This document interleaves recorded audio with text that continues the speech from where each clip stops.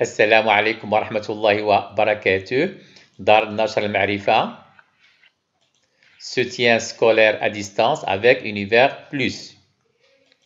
Aujourd'hui, nous avons une leçon pour la première année du collège. Chapitre 4, les ressources en eau, Al-Mawarid Al-Ma'iyya.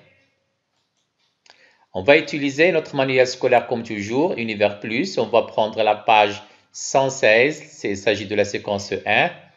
Le bassin hydrographique et les différentes ressources en eau. Les problèmes posés, quelles sont les sources d'eau dans la nature? Quelles sont les étapes du cycle de l'eau? Les objectifs à atteindre, découvrir les sources d'eau dans la nature, mettre en évidence les états physiques de l'eau, et les étapes du cycle de l'eau. Troisième objectif, identifier les sources de précipitations au Maroc et les réserves d'eau dans le globe terrestre. Commençons par notre première activité, le bassin hydrographique Al-Hawd Al-Ma'i. On se demande c'est quoi un bassin hydrographique? Voici un paysage, donc avec des reliefs différents, un cours d'eau. L'eau de pluie peut tomber de part et d'autre du relief, ruisseler le long de celui-ci et alimenter notre cours d'eau, ou bien un cours d'eau situé derrière ce relief.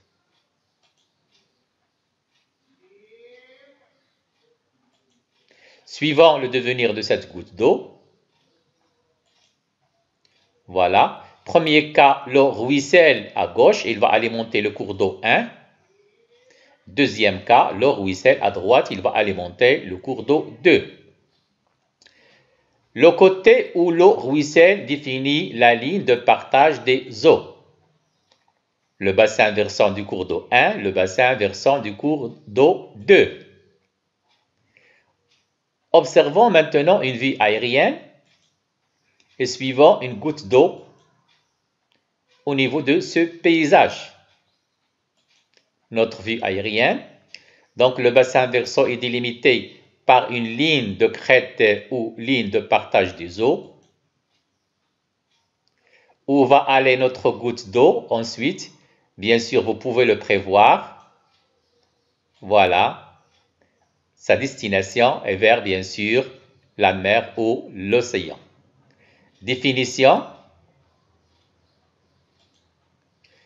Un bassin hydrographique, c'est un territoire géographique délimité par des lignes de partage des eaux et regroupe toutes les eaux circulantes naturellement vers un même cours ou étendue d'eau, telle qu'une rivière, un lac, une mer, etc. Document 2, les bassins hydrographiques au Maroc. Comme vous le constatez, il existe 9 bassins hydrographiques au Maroc. Bassin de Melouiyad, le Kous, Sabo, etc. هذه الوثيقة تبين لنا على أن المغرب يشتمل أو يتوفر على 9 أحواض مائية. Le bassin de Sabo, il représente bien sûr le plus grand pourcentage de ressources en eau avec 29,4%. إذن حوض سابو يمثل بطبيعة الحال أكبر نسبة مئوية من مصادر الماء بالنسبة للمغرب بنسبة 29,4%. Activité 2, le cycle de l'eau, دورة الماء في الطبيعة. On va suivre ce document animé. Donc l'eau à l'état liquide va subir une évaporation, tabkhur, ou évapotranspiration, tabkhur net. Bien sûr, c'est la chaleur fournie par le rayonnement solaire qui va bien sûr faire passer l'eau de l'état liquide à l'état gazeuse. Donc on passe maintenant à l'étape 2, la condensation. Donc au contact du couche d'air froid de l'atmosphère, la vapeur d'eau va se condenser en minuscules gouttelettes qui se rassemblent pour former des nuages. Nos nuages vont se déplacer par le vent vers l'intérieur du continent. Donc l'étape 3, les précipitations. Les nuages déversent leur contenu sur la terre et les océans sous forme soit de pluie, soit de neige, soit de grêle. Étape 4, ruissellement et infiltration, comme vous allez le constater. La plus grande partie de l'eau tombe directement dans les océans. Le reste va s'infiltrer dans le sol pour alimenter les nappes phréatiques qui donnent naissance à des sources, ou il peut ruisseler bien sûr pour aller alimenter les rivières qui à leur tour vont alimenter les océans. Voilà, effectivement. Et on va retrouver l'eau au niveau des océans. Ainsi, notre cycle va recommencer. Comme nous l'avons déjà dit, l'eau à l'état liquide subit une évaporation. Elle passe à l'état gazeuse ou à l'état solide, comme vous le constatez. L'état solide, l'eau à l'état solide va subir une fusion, un sihar. Donc, pour revenir à l'état liquide, l'eau à l'état liquide peut s'infiltrer pour alimenter les nappes phréatiques ou il peut s'écouler, bien sûr, à la surface. L'eau, bien sûr, qui va s'écouler à la surface va revenir, bien sûr, au niveau des océans et notre cycle va recommencer. Donc, l'eau effectue un circuit en passant d'un réservoir à un autre sur la Terre, sous la Terre, en mer et dans l'atmosphère. Au cours de ce cycle, la molécule d'eau, جزيئة الماء, va passer par les différents états solides, liquides et gazeuses. Activité 3, les réserves d'eau dans le globe terrestre. Comme le montre le document 4, l'eau salée représente 97,2%. On la retrouve au niveau des mers et des océans.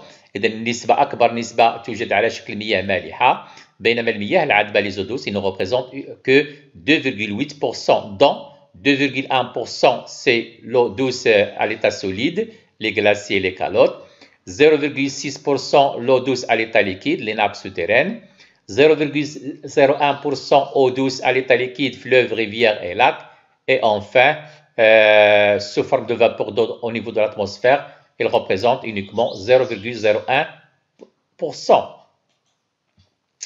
Document 5, potentiel et état d'utilisation de ressources en eau dans un pays donné. سنفترض أن تساقطات المطرية في دولة معينة في بلد معين 150 مليار متر مكعب من الماء. 120 milliards de mètres cubes de cette eau, bien sûr, va subir l'évapotranspiration, alors que 30 milliards de mètres cubes représentent les ressources en eau globales qui restent pour ce pays, bien sûr. Dans 9 milliards de mètres cubes, ça représente des ressources en eau non mobilisables, je m'excuse, et dans غير قابل للاستعمال. Donc, il nous reste 21 milliards de mètres cubes qui représentent les eaux, cette fois-ci, موبيليزابل قابله للاستعمال. 16 مليار متر مكعب في هذه الحاله تشكل لنا المياه السطحيه قابله للاستعمال بينما 5 مليار de mètres cubes elles représentent les eaux souterraines موبيليزابل قابله للاستعمال. اذا كما لاحظتم ذلك بطبيعه الحال من 150 مليار 250 مليار de mètres cubes de précipitation ديال التساقط المطريه فإن القابل للاستعمال فقط بطبيعة الحال 21 مليار متر مكعب كما أشرت من 150 مليار متر مكعب. Activité 4, les changements de l'état de l'eau. Voilà, on va suivre ce document animé. Effectivement, donc l'eau au robinet est à une température de 13 degrés Celsius. Je vais prendre ma casserole, je vais la remplir de l'eau et je vais chauffer cette eau. Effectivement, donc bien sûr, on va poursuivre l'échauffement de notre eau. Voilà, effectivement. Un peu de temps, bien sûr, pour que l'eau chauffe. Voilà, nous sommes à une température de 60 degrés Celsius. Donc, avant l'ébullition, on observe des petites bulles d'air initialement dissous dans l'eau qui vont s'échapper de l'eau. Continuons. La température augmente, bien sûr, de l'eau augmente. Nous sommes maintenant à 80 degrés Celsius. Donc, l'eau entre en ébullition et on observe des petites bulles de vapeur de l'eau. Voilà, on peut les observer. Continuons pour, bien sûr, arriver à une température de 100 degrés Celsius. Effectivement, nous sommes à une température de 100 degrés Celsius. On voit très bien que l'eau passe de l'état liquide à l'état gazeux. Effectivement, lors de l'ébullition, de grosses bulles de vapeur d'eau vont se former dans le liquide, remontent à la surface et s'échappent. Donc, l'eau passe de l'état liquide à l'état gazeuse à une température de, comme je l'ai déjà dit bien sûr, de 100 degrés Celsius. Voilà. Donc, état gazeuse, ici, voilà. Maintenant, on va bien sûr faire passer l'eau de l'état liquide à l'état solide. Donc, je vais prendre la caisse d'Yali, voilà. Je m'excuse. Je vais le remplir de l'eau liquide, toujours à une température de, comme je l'ai déjà dit, de 13 degrés. Et je vais le placer dans mon congélateur, sachant que la température à l'intérieur du congélateur elle est de moins 10 degrés Celsius. Un peu de temps, bien sûr, pour notre بالنسبة للماء اللي في الكاس ديالنا. دونك درجة الحرارة تنخفض، نعم، بالنسبة للماء المتواجد داخل الكأس. Voilà, un peu de temps, voilà. Donc, nous sommes à une température de 0 degré Celsius. الماء كان في 13 درجة سلسيوس، الآن أصبح في 0 درجة سلسيوس.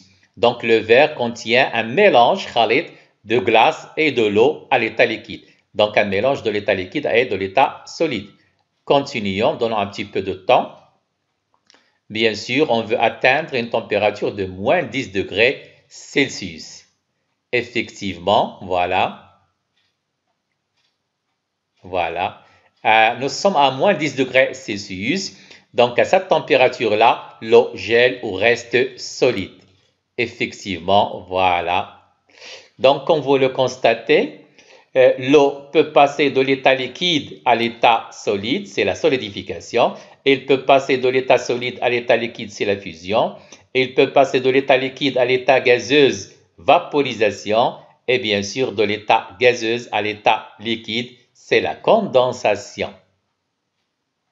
On continue.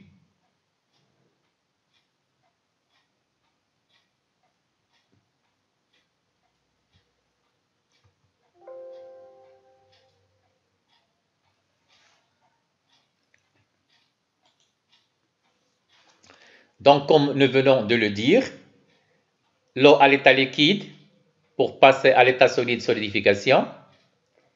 De l'état solide à l'état liquide, fusion.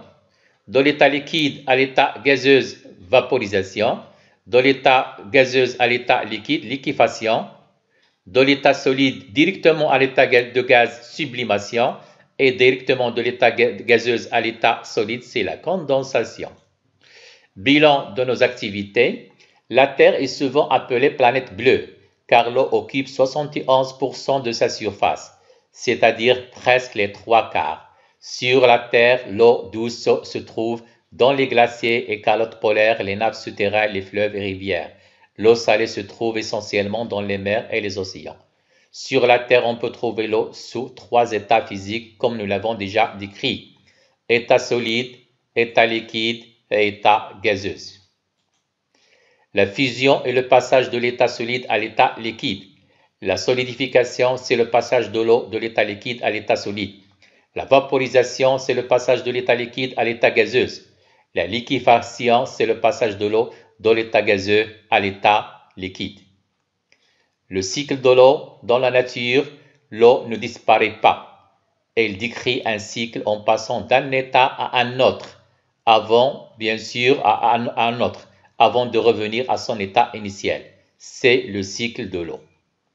Définition à retenir, atmosphère, enveloppe gazeuse d'une planète, eau douce, eau qui n'est pas salée. Liquéfaction, c'est le changement d'état gazeux à l'état liquide. Nappe phréatique, c'est la nappe d'eau qui emplit bien sûr les roches et alimente les sources et les puits plutôt, son niveau varie en fonction des précipitations. Terminologie atmosphère, غلاف جوي, évaporation تبخر, solidification تصلب, mobilisable قابل للاستعمال, eau salée, ماء مالح, eau douce, ماء عذب. Merci et bon courage.